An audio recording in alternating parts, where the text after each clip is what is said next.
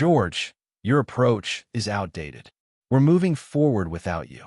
That's what he said. Point 4:38 p.m. 18th floor. Full executive room. No pause. No hesitation. Just clean, sharp, final. I remember the way the room went quiet right after. Not the normal kind of quiet. The kind where people suddenly find something very important on their laptops. Where no one wants to be the one who looks at you. My name is George Mercer. I was 47 years old that day, and I had spent 19 years building the system they were about to replace like it was just another tool. I didn't respond right away. I just sat there, hands folded on the table, looking at the COO like I hadn't heard him correctly. But I had. Across the table, Ethan Cole leaned forward slightly, like he had been waiting for that exact moment. Early 30s, clean suit, MBA confidence. The kind of guy who speaks in polished sentences that sound good in rooms like that. He clicked his remote. The screen behind him changed. Modernization roadmap. Phase 1. I watched the slide come up. Not because I was interested, but because I already knew what I was going to see. Clean diagrams. Simplified architecture. Everything neat. Everything linear. Everything wrong. This new structure removes legacy dependencies, Ethan said, calm and smooth. We're streamlining operations and reducing risk. Legacy dependencies.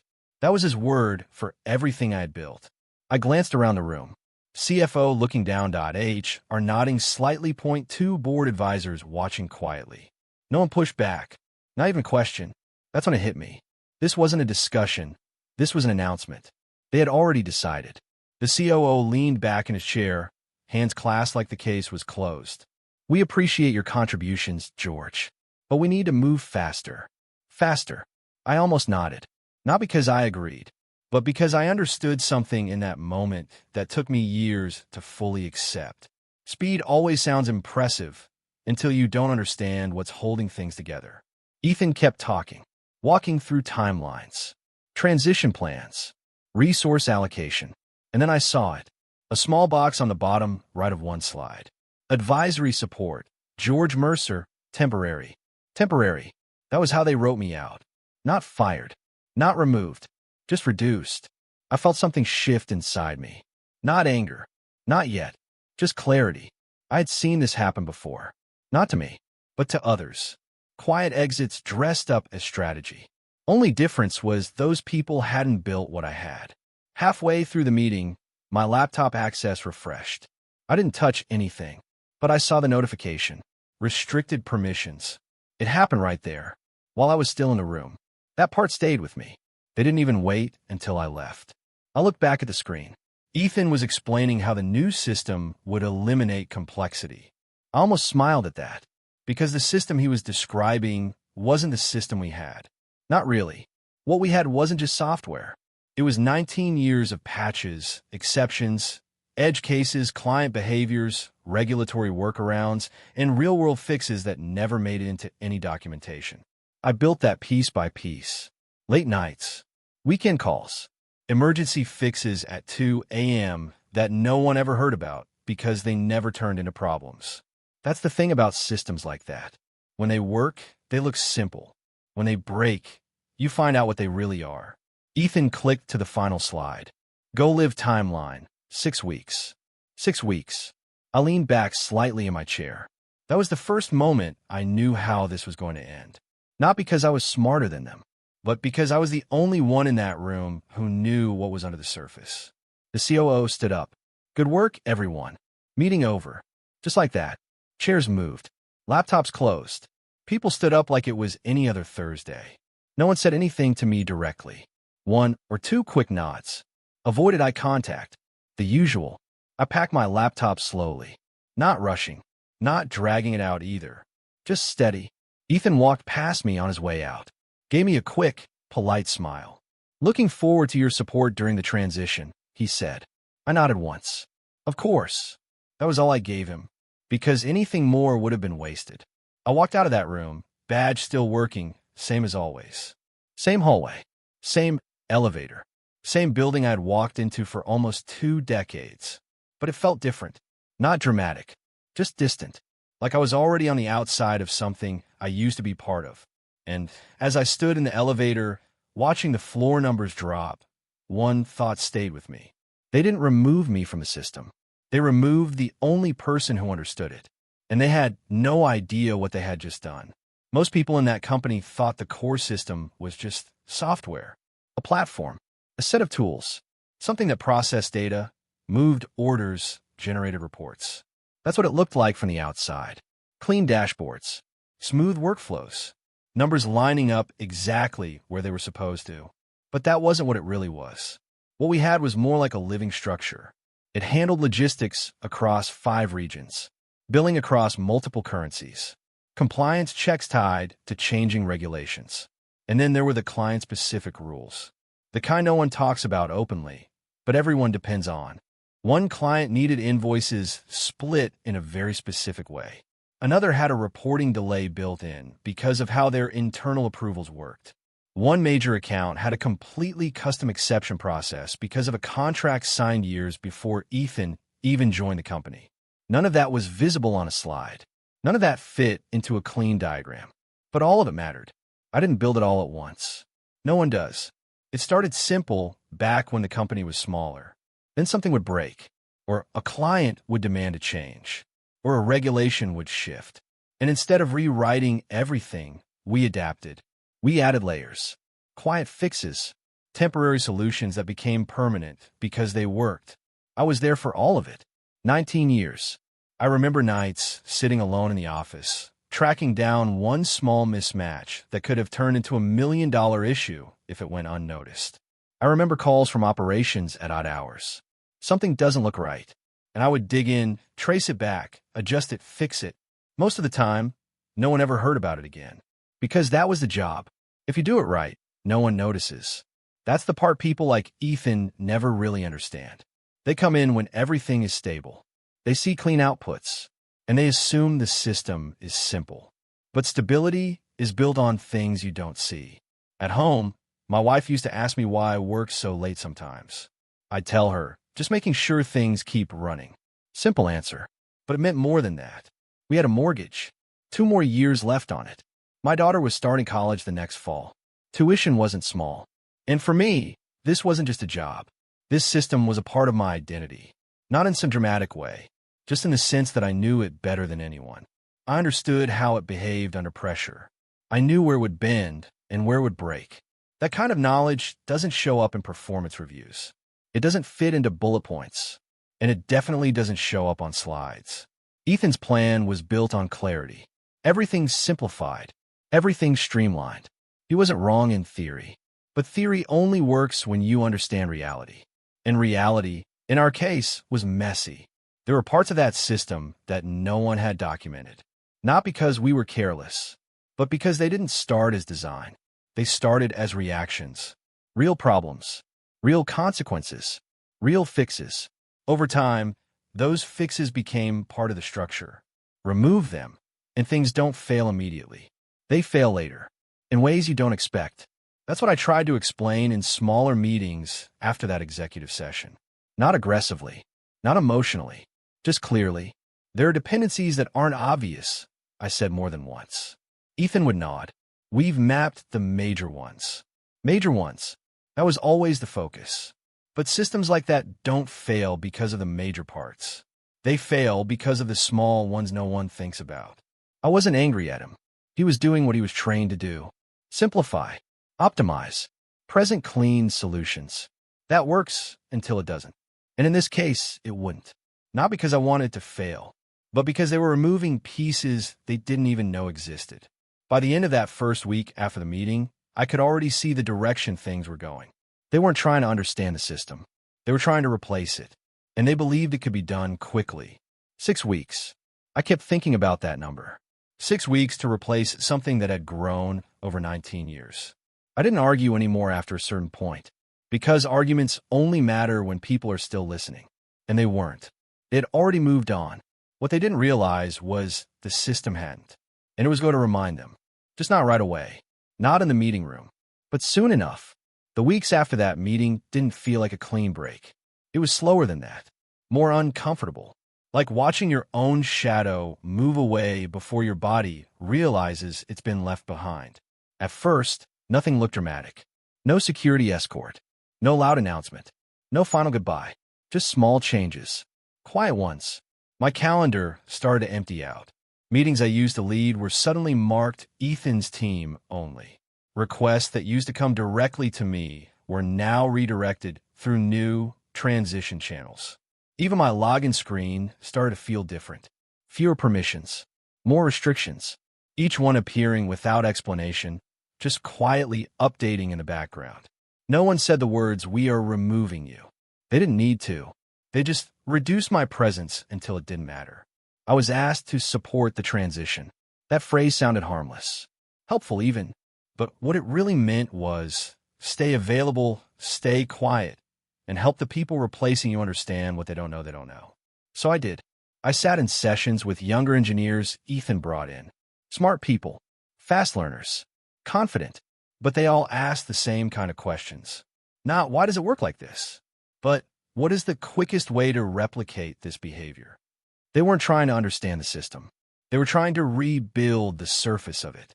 I tried, carefully, to explain deeper dependencies, like how a small billing rule in one region affected reporting in another, or how a client exception added 8 years ago still controlled routing logic in quiet ways.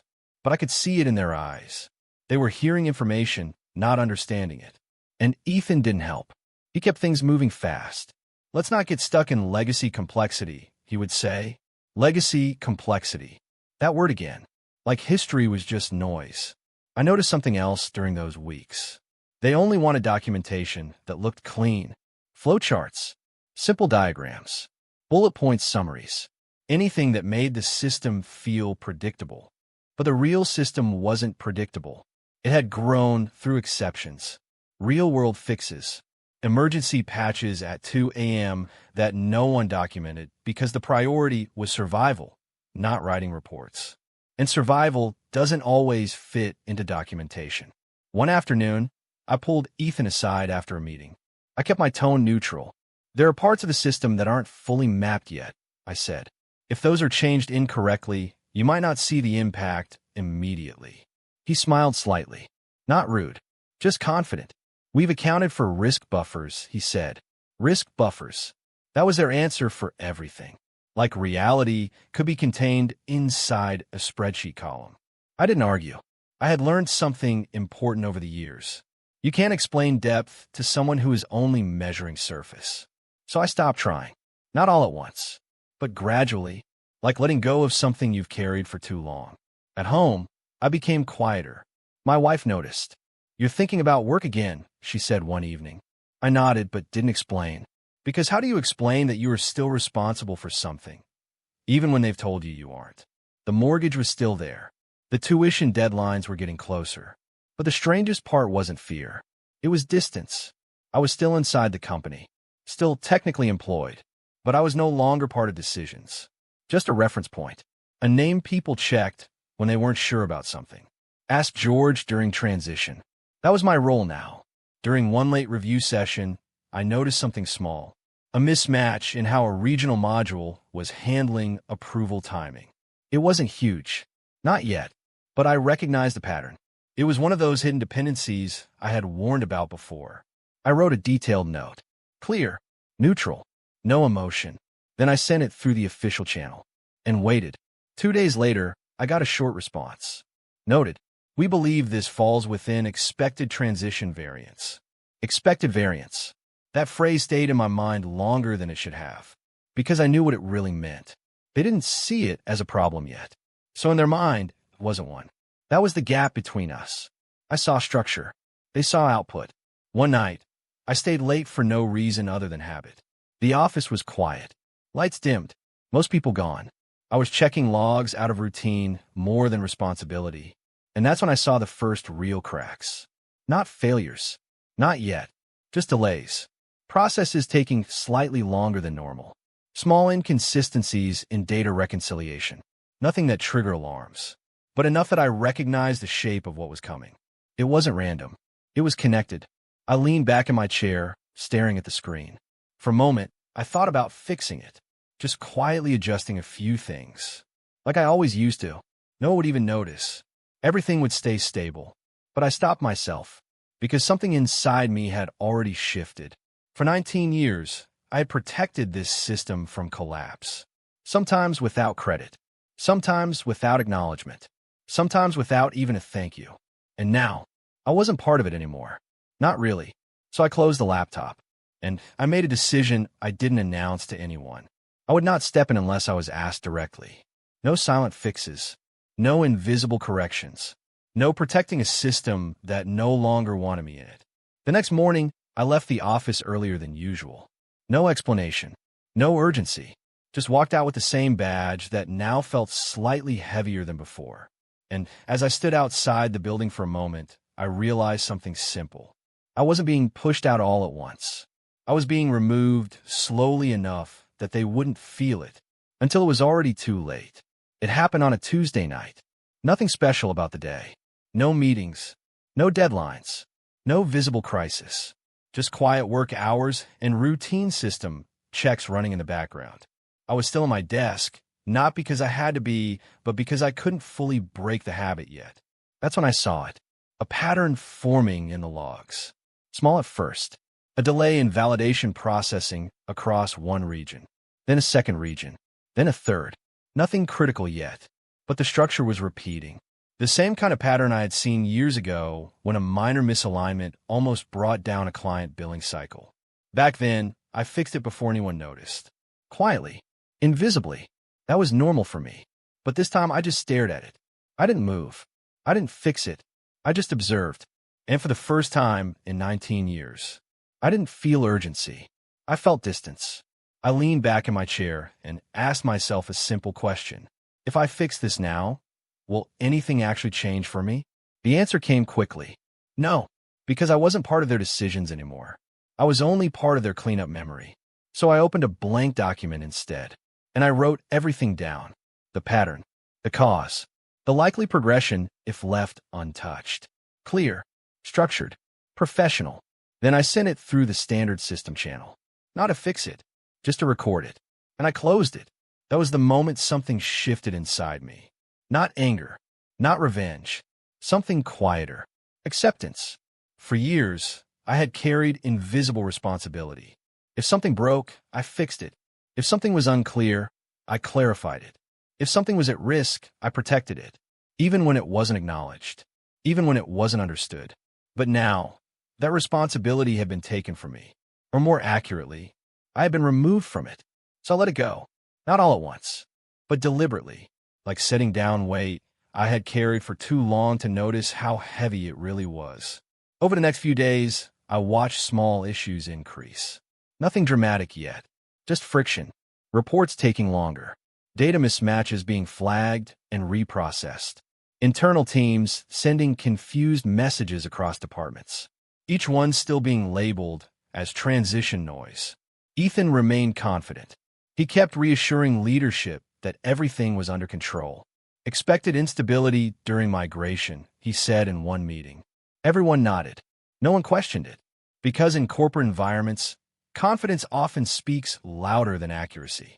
And Ethan spoke confidently, so they believed him. Meanwhile, I stayed silent. Not because I didn't know what was happening, but because I finally understood something I had ignored for years. If people don't want to see complexity, they won't, even when it's right in front of them.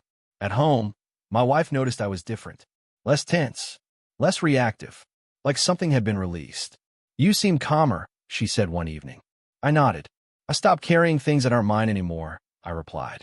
I didn't explain further, because I didn't need to, but inside, I knew this wasn't calmness. It was detachment, and detachment has a strange weight of its own. One night, I left the office earlier than usual again, this time without even checking final logs. As I walked out, I passed Ethan in the hallway. He was heading into a late meeting, phone in hand, focused. He gave me a quick nod. Still helping with transition? He asked casually. I paused for half a second, then nodded. Yes, I said, and I meant it, because I was still there, still technically involved, still available if needed, but no longer responsible for what I could clearly see coming. And as I stepped into the elevator, I realized something that stayed with me all the way down. I hadn't stopped protecting the system because I was angry. I stopped because I finally understood what they had really done. They hadn't replaced me. They had just stopped listening. And from that point on, what happened next was no longer mine to prevent. It started at 2:13 a.m. I remember the exact time because I was still awake when the first alert came through. Not because I was on duty, but because I still had access to the system monitoring tools out of habit. Old habits don't disappear just because your role changes. My phone lit up on the nightstand. One notification, then another, then a third before I even sat up. Transaction delay detected, region west. That one would have been minor on its own. But I didn't stop there. I opened the dashboard, and that's when I saw the pattern I had already expected but still didn't want to be right about. Delays were spreading, not randomly, in a chain. One module slowing down validation. That delay affecting billing sync. That mismatch affecting compliance verification. A cascading effect, exactly like I had written in my report days earlier. Except now, it was happening in real time. I sat at the edge of my bed, staring at the screen. No panic, just confirmation. 2:47 a.m. Another alert. Client data reconciliation failed, Tier 1 accounts. That one mattered, because Tier 1 accounts were not flexible. They didn't tolerate delays. They didn't tolerate inconsistencies. And most importantly, they didn't tolerate silence. I stood up and walked to my home office. Opened the system again. More alerts now. Stacking. Layering. The structure wasn't failing in one place. It was failing across connections that no one had documented properly. Connections that had grown over years of fixes, exceptions, and quiet adjustments. The kind of links you only see when you've lived inside the system long enough to remember why they exist. 3:26 a.m. Another spike. This time, compliance verification errors. That was the point where things stopped being technical issues and started becoming business problems. Because compliance doesn't wait. It reacts. And when it reacts incorrectly, everything upstream freezes. I leaned back in my chair. This wasn't random instability. This was structural collapse. And it was moving exactly the way I had warned them it would. But I wasn't surprised. I was just watching it unfold like a timeline I had already read. By 4 a.m., internal messages started appearing. Emergency tickets, escalations, confused notes from support teams, trying to understand why multiple systems were suddenly out of sync. But something stood out. My name wasn't in any of the threads. Not once. Even as the system was breaking in areas I had built, maintained, and understood better than anyone else. I was not included. That detail should have bothered me. But it didn't, because I had already stepped out of responsibility. So I just watched. At 4:38 a.m., the first major client notification triggered. Incorrect billing outputs. That was serious, because billing is where patience ends, and trust breaks fast. I could imagine the calls already starting on the other side. Client finance teams trying to reconcile numbers that didn't match. Executives waking up to emails they didn't expect. And somewhere inside our company, confusion turning into panic. Still, no one called me. Not yet. At 5:10 a.m., the system entered partial failover mode. That's when I knew the containment protocols had kicked in, but they were reacting too late. Because the failover system still depended on the same underlying logic that was now breaking.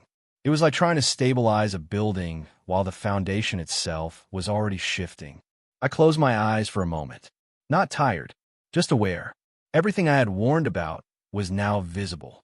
And still, I did not intervene. Because I wasn't asked. By sunrise, the situation had escalated beyond internal systems. I saw external client alerts begin to appear. Support lines overloaded. Ticket systems flooded. The company's communication channels lighting up with urgent requests for explanation. And still my inbox remained empty. That was the part that stayed with me the most. Not the failure, but the silence. The absence of the one person who understood it fully, while everything he had built started collapsing. Around 6:30 a.m., I finally received a message. Short, from an internal operations lead. Are you seeing this? We may need your input. No apology. No urgency.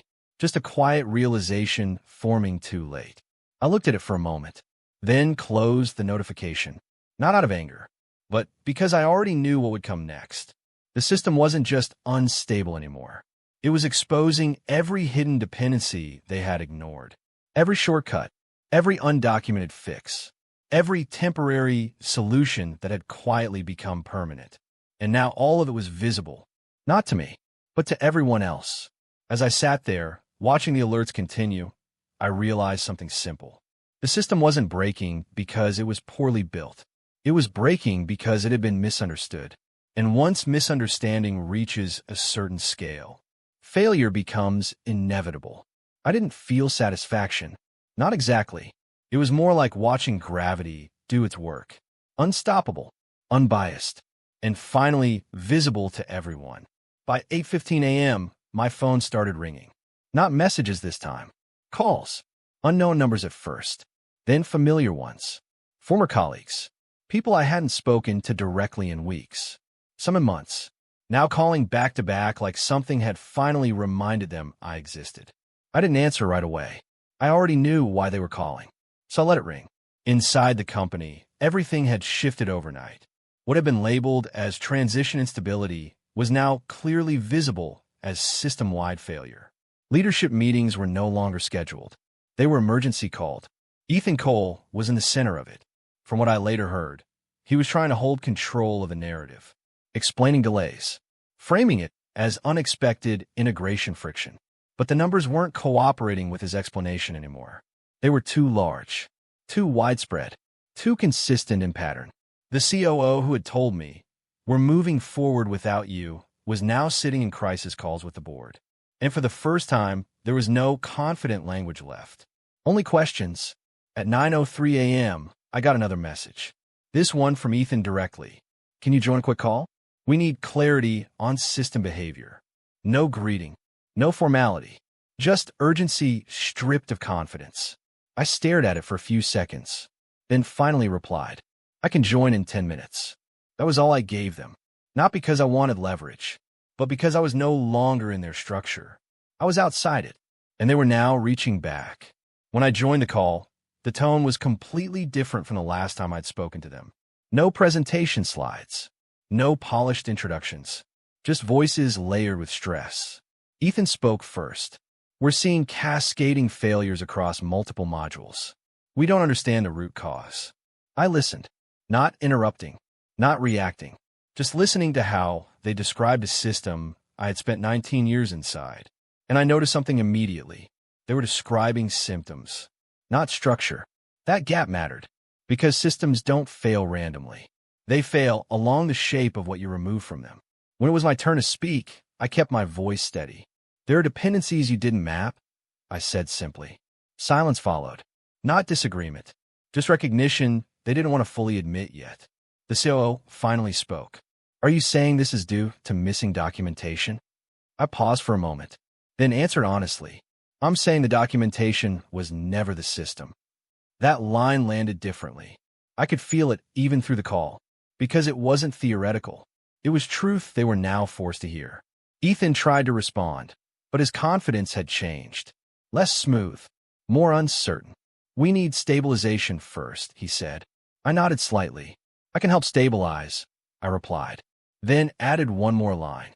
"But only if I have full access restored and decision authority over system corrections." That changed the room. I could hear it in the silence. Because now the conversation wasn't about fixing a problem. It was about who they needed to fix it. And that shift was unavoidable. For the first time since that executive meeting, I wasn't the person they pushed out. I was the person they needed back in. Not as a favor, but as a requirement. And I knew, even before they responded, the balance had already changed. The call didn't end with agreement. It ended with silence that felt heavier than words. After I asked for full access and decision authority, no one spoke for a few seconds. I could hear breathing on the line, papers moving, someone typing too fast. Ethan finally broke it. "That will need approval from the board." His voice didn't sound confident anymore. It sounded careful. I understood why. Because now the situation wasn't a technical issue. It was a control issue, and control always moves slower than failure. "Then I wait," I said calmly. No emotion, no pressure, just fact. But I already knew they didn't have time. The system didn't care about board approval. It was already reacting. Within hours, I was pulled into a second emergency call. This time, the board was present. Different tone completely. No small talk. No framing. Just direct pressure. Explain what is happening in simple terms, one of them said. So I did. I didn't use complex language. I didn't hide behind technical phrases. I kept it simple. The system you replaced was not just software. It was a network of real-world exceptions built over years. When you remove those exceptions without fully replicating them, the system started rejecting its own logic. No one interrupted. For the first time, they were listening properly. I continued. Think of it like removing support beams from a structure because the walls still look stable. It works until stress increases. I could hear Ethan in the background trying to defend the transition strategy, but it didn't land anymore. Not here. Not now. Because the evidence was already visible in their reports. Clients were escalating. Revenue reports were delayed. Compliance issues were spreading across regions. This wasn't theoretical anymore. It was financial damage. One of the board members leaned forward on the call. How do we stabilize this? That question shifted everything. Not what happened, but how do we stop it? That's when I answered carefully. There is only one way. Restore the missing logic layers and reintroduce the dependency mapping I built over time. It cannot be rebuilt quickly. It has to be restored step by step. There was a pause. A long one. Because what I was telling them wasn't convenient. It meant their 6-week modernization plan had already failed. Silently. Completely. And earlier than anyone wanted to admit. After the call ended, I was given temporary elevated access.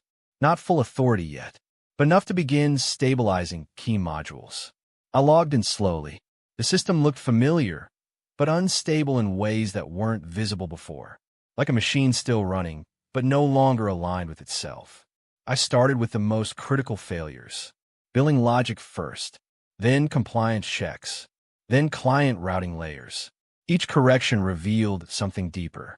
A missing dependency here, a misaligned rule there. And behind all of it, the same pattern I had warned about weeks ago.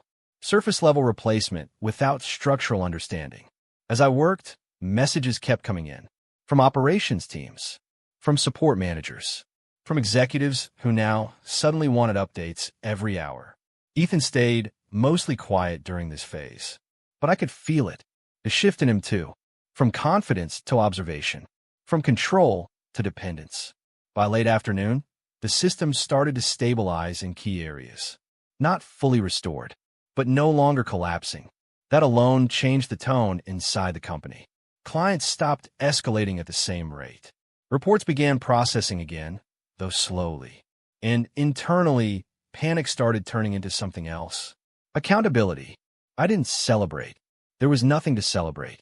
This wasn't victory. It was correction. A correction they now had no choice but to acknowledge.